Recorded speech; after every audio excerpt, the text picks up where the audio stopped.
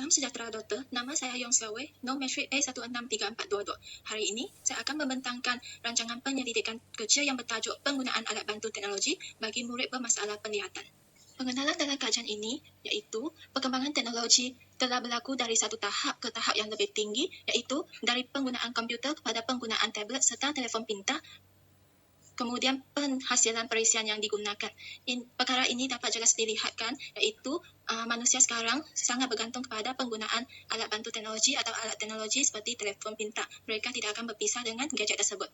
Seterusnya ialah alat bantu teknologi dan perisian telah memberi manfaat kepada murid berkeperluan khas, terutamanya murid bermasalah penglihatan dalam menjalankan aktiviti kehidupan secara berdikari. Dengan menggunakan alat bantu teknologi tersebut, mereka tidak perlu bergantung kepada orang lain untuk menjalankan aktiviti kehidupan seharian seperti pergi ke sesuatu tempat tanpa bergantung dengan bantuan orang lain. Seterusnya ialah murid bermasalah penglihatan terbahagi kepada dua kategori, iaitu rabun dan buta. Mereka bergantung kepada deria sentuhan dan penegaran untuk menjalankan aktiviti seharian.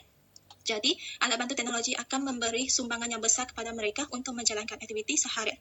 Seterusnya, alat bantu teknologi merupakan atau didefinisikan sebagai peralatan, perisian atau sistem yang digunakan untuk meningkatkan kemampuan individu bermasalah penglihatan.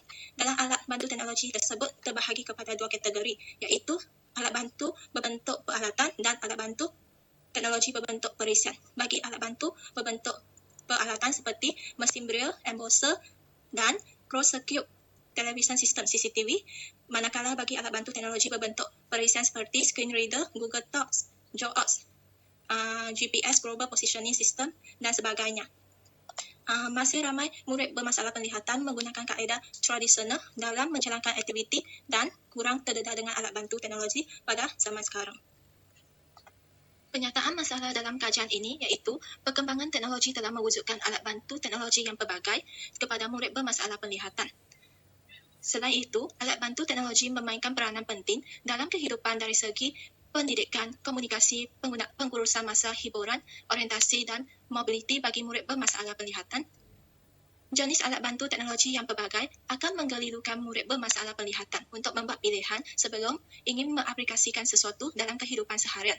Seterusnya ialah kajian ini boleh memberi cadangan kepada murid bermasalah penglihatan untuk memilih alat bantu teknologi yang bersesuaian berdasarkan ciri-ciri yang dinyatakan seperti alat bantu teknologi tersebut mudah dialih, ringan, tahan lama dan mempunyai harga yang berpatutan.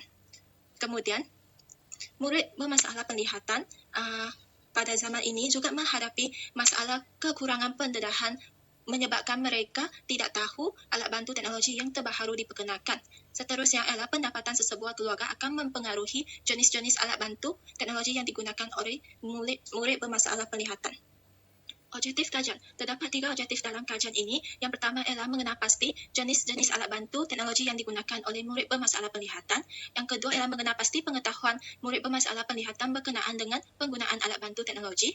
Objektif yang ketiga ialah mengenal pasti halangan yang dihadapi oleh murid bermasalah penglihatan semasa menggunakan alat bantu teknologi. Persoalan kajian. Terdapat 6 persoalan kajian dalam kajian ini. Yang pertama ialah adakah murid bermasalah penglihatan menggunakan alat bantu teknologi pada masa sekarang? Kedua, adakah murid bermasalah penglihatan memuat turun perisian yang berfungsi untuk menggantikan ketidakupayaan penglihatan mereka? Ketiga, adakah murid bermasalah penglihatan menggunakan alat bantu teknologi selain daripada telefon pintar atau tablet dalam kehidupan seharian? Keempat ialah, adakah murid bermasalah penglihatan masih kekurangan pendedahan terhadap penggunaan alat bantu teknologi? Kelima, adakah murid bermasalah penglihatan menghadapi masalah semasa menggunakan alat bantu teknologi dalam kehidupan seharian? Yang terakhir ialah, adakah guru dan ibu bapa memainkan peranan untuk meningkatkan pengetahuan murid bermasalah penglihatan berkenaan dengan penggunaan alat bantu teknologi? Kepentingan kajian. Terdapat beberapa kepentingan dalam kajian ini. Yang pertama ialah dapat menentukan alat bantu teknologi yang kerap digunakan oleh murid bermasalah penglihatan. Iaitu kita dapat melihat mana satu alat bantu teknologi yang mendapat sambutan yang paling tinggi daripada murid bermasalah penglihatan. Kedua ialah dapat berkongsi pengetahuan berkenaan dengan alat bantu teknologi yang pelbagai dengan murid bermasalah penglihatan, pihak sekolah dan ibu bapa. Seterusnya ialah dapat mengenal pasti penggunaan alat bantu teknologi yang berlainan berdasarkan kategori ketidakupayaan murid bermasalah penglihatan. Contohnya, bagi murid yang bermasalah penglihatan dalam kategori rabun, mereka akan menggunakan kanta pembesar CCTV. Manakala bagi murid yang buta, mereka akan bergantung kepada mesin braille, embosser, tongkat putih elektronik dan sebagainya.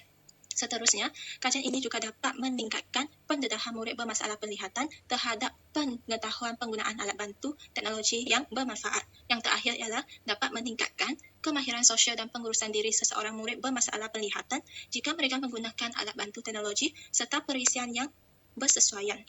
Kajian literatur.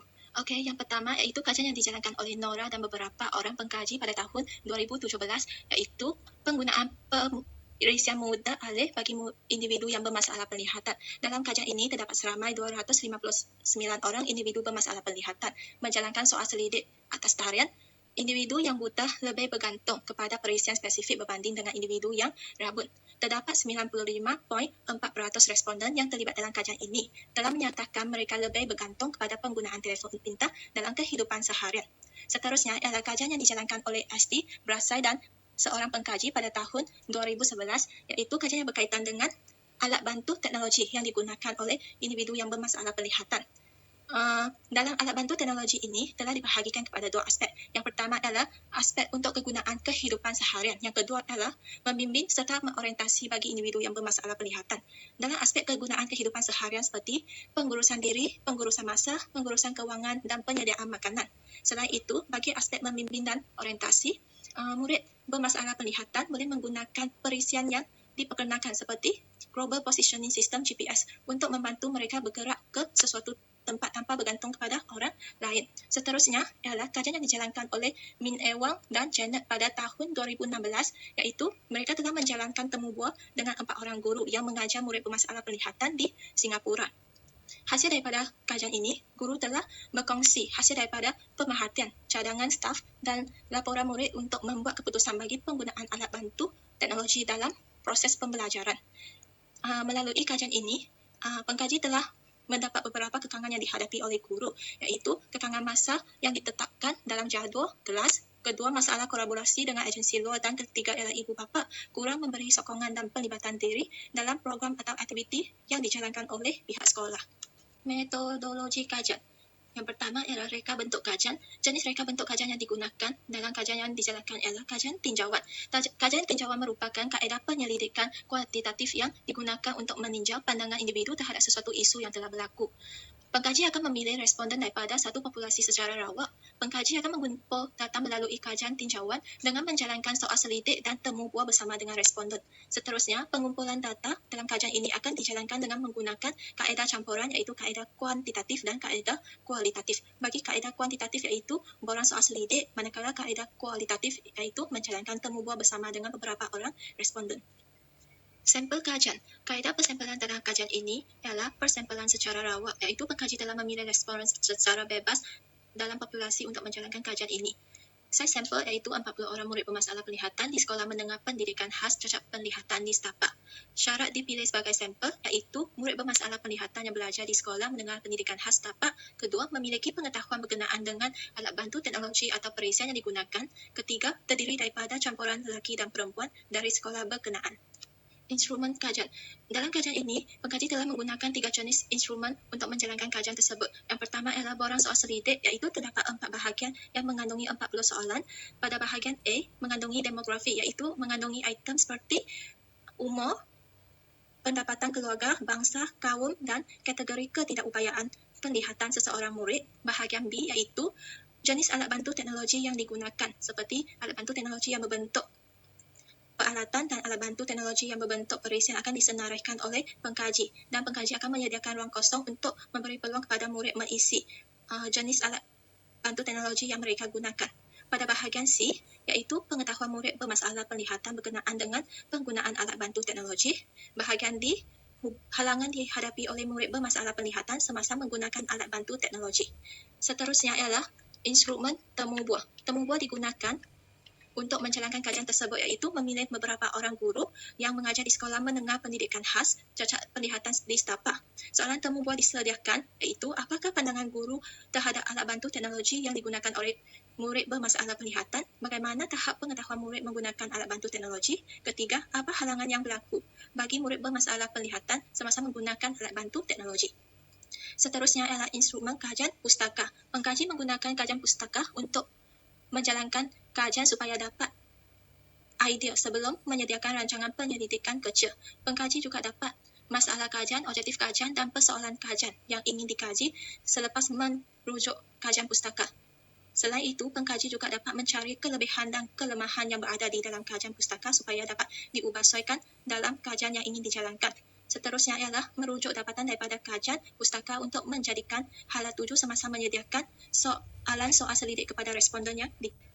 Prosedur kajian. Langkah pertama ialah menyenaraikan kerja yang perlu dilakukan dalam tempoh masa yang ditetapkan supaya kerja dapat diselesaikan dalam tempoh masa tertentu. Langkah kedua ialah memilih tajuk kertas kerja serta membuat perbincangan bersama dengan penyedia untuk mendapatkan cadangan dan membetulkan sebarang kesalahan dalam kajian tersebut. Langkah ketiga ialah membuat permohonan surat kebenaran dengan pihak universiti atau pihak fakulti sebelum menjalankan sesuatu kajian di sekolah berkenaan. Langkah keempat ialah setelah mendapatkan surat kebenaran daripada universiti atau fakulti, kita boleh berhubung dengan pengetua sekolah untuk mendapatkan keizinan untuk menjalankan kajian di sekolah tersebut. Langkah kelima ialah menyediakan surat yang diperlukan iaitu surat kebenaran pihak universiti atau fakulti dan surat Jabatan Pendidikan Negeri sebelum datang ke sekolah untuk menjalankan kajian. Langkah keenam ialah melawat ke sekolah untuk mengedarkan borang soal selidik kepada responden secara rawa. Analisis data. Analisis data dalam kajian ini terbahagi kepada dua, iaitu analisis data kuantitatif dan analisis data kualitatif. Bagi analisis data kuantitatif, iaitu data yang dikumpul daripada soal selidik akan dianalisis dengan menggunakan Statistical Package for Science, Social Science (SPSS). Selepas menganalisis data, pengkaji akan mendapatkan analisis statistik seperti kekerapan, peratusan, mean, median, mode dan sisihan piawai. Dengan data yang didapat atau diperolehi, pengkaji dapat melihat perbezaan antara responden dengan responden dan setiap objektif yang ditetapkan. Selain itu, analisis data kualitatif iaitu pendekatan analisis kandungan digunakan untuk menganalisis data kualitatif, iaitu data temu buah yang dijalankan.